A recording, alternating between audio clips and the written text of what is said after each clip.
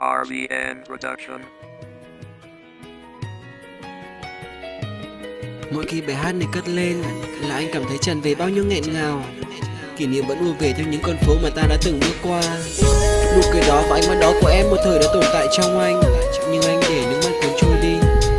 Nhưng anh không chắc điều đó là có thể. Hẹn em vào một ngày mưa. Kể từ ngày mà em xa rời anh, sao anh vẫn không tin đã mất em. Khi màn đêm vừa buông trên lối xưa, là anh viết khúc ca này gửi em. Anh vẫn nhớ những sai lầm và anh biết em vẫn âm thầm, vẫn yêu anh nhiều như ban đầu. Yeah, yeah. Lời xin lỗi muốn gửi đến người mà gặp em chẳng nói lên lời, phải chăng đôi môi bối rối. Lỗi lầm hôm nào còn vương trên đôi mi, tình yêu hôm nào giờ đã tan. Một người yêu anh nên em hiểu lầm anh, em ra đi không thiết tha tình anh.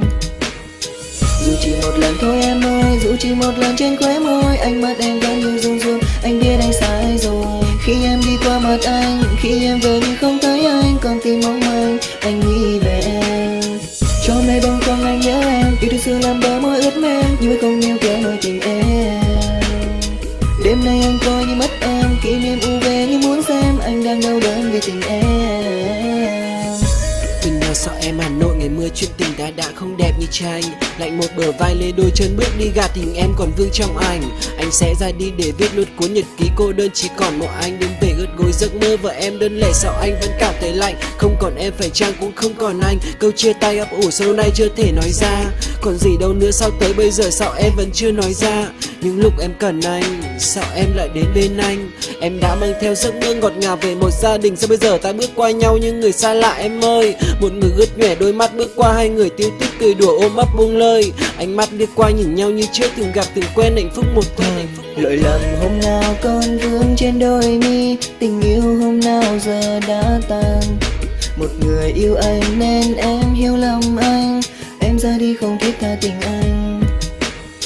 Dù chỉ một lần thôi em ơi, dù chỉ một lần trên khóe môi, ánh mắt em vẫn như run run, anh biết anh sai rồi. Khi em đi qua mặt anh, khi em về nhưng không thấy anh, còn tim mong manh, anh nghĩ về em.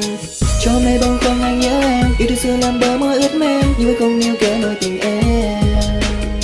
Đêm nay anh coi như mất em, kỷ niệm u về như muốn xem, anh đang đau đớn vì tình em. Ai sẽ bên anh nhìn chặt vào anh những nơi chúng ta hẹn hò.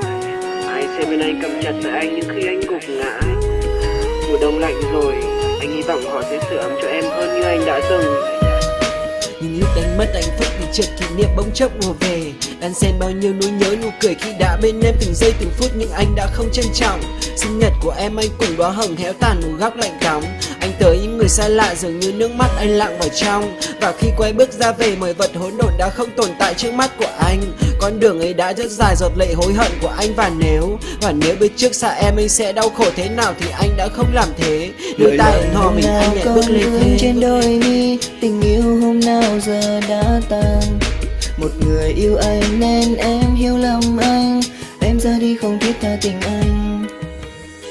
Dù chỉ một lần thôi em ơi, dù chỉ một lần trên khóe môi, ánh mắt em vẫn như run run, anh biết anh sai rồi. Khi em đi qua mặt anh, khi em về nhưng không thấy anh, còn tim mong manh, anh nghĩ về em. Cho nay bông khoăn anh nhớ em, yêu thương xưa làm bờ môi ướt mềm, nhưng không níu kéo nỗi tình em. Đêm nay anh coi như mất em, kỷ niệm u về như muốn xem, anh đang đau đớn vì tình em.